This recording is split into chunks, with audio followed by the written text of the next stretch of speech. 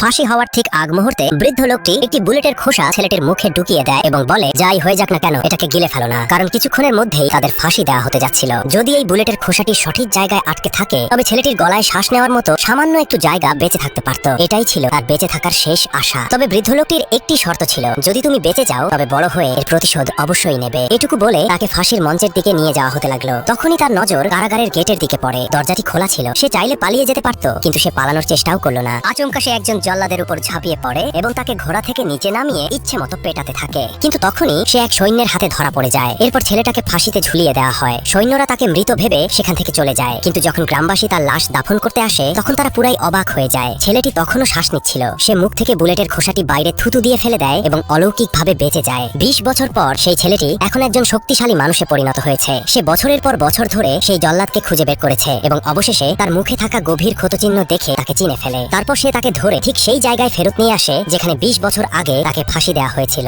Part 2 দেখতে অবশ্যই একটি সাবস্ক্রাইব করে রাখুন।